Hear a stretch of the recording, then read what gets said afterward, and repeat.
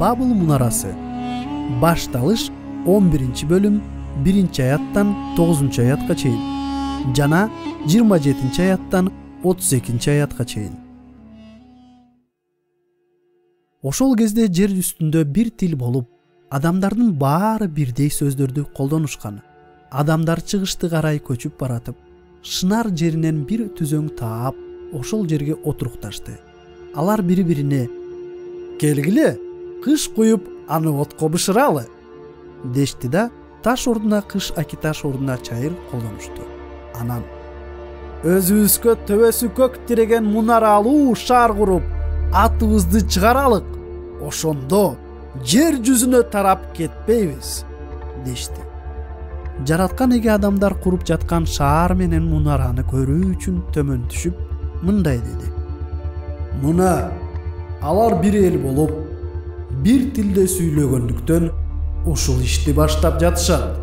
Эми алар ойлогон оюн ишке ашырмайын токтошпойт. Кана төмөн түшүп бири-бирин түшүнбөс үчүн алардын тилин чаташтырып салалы деди. Ушундай кылып жараткан эге аларды бүт жер жүзүнө чачып жиберип, шаар курулушун токтотту. Ошондуктан бул шаар Бабыл деп аталып калды. Себеби жараткан эге ошол жерде бардык адамдардын тилин чаташтырып, аларды бүт жер жүзүнө чачып жиберген. Бул Терахтын санжырасы. Терахтан Ибрам, Нахор, Аран туулду. Арандан Лут туулду. Ал эми Аран өз атасы Терахтын көзү тирүүсүндө Казди элинде өзү туулган Ур шаарында дүйнөдөн кайтты. Ибрам менен Нахор аял алышты.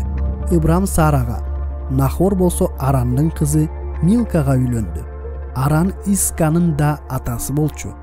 Сара төрөбөс болгондуктан балдары жок эле. Терах өз уулу Ибрамды Арандын уулу небереси Лутту жана Ибрамдын аялы келини Сараны алып, Каздилердин Ур шаарынан Канаан жерине жөнөдү. Бирок Харанга келип, ошол жерде туруп калышты. Терах 205 жыл жашап, Харанда дүйнөдөн кайтты.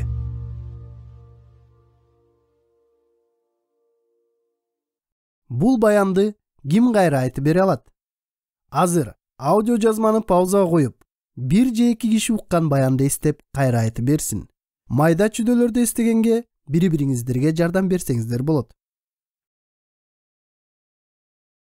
Талкуулоо үчүн суроолор.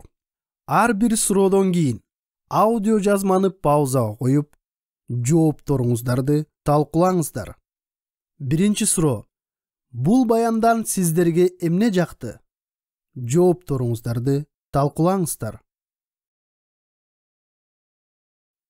Экинчи суроо. Бул баяндан сиздерге эмне жаккан жок? Жоопторуңуздарды талкуулаңыздар. Үчүнчү суроо. Бул баяндан Кудай жөнүндө эмнени үйрөнө алабыз? Жоопторуңуздарды талкуулаңыздар. Төртүнчү суроо. Бул баяндан адамдар жөнүндө эмнени үйрөнө алабыз? Жоопторуңуздарды талкуулаңыздар. Бешинчи суроо. Бул баяндан биздин бүгүнкү жашообузга эмнени колдонсок болот? Башкача айтканда, бул баяндын негизинде Кудай бизге эмне кылышыбыз керектигин айтып жатат. Жоопторуңуздарды талкуулаңыздар. Алтынчы суроо. Бул жумада бул баянды кимдер менен бөлүшсөк болот? Жоопторуңуздарды талкуулаңыздар.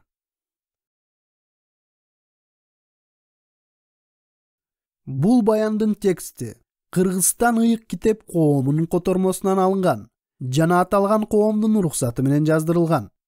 Жакшы кабар медианын сайтынан ушундай жана башка маалымат каражаттарын бекер уксаңыз болот. Биздин интернет баракчабыз jakshykhabar.com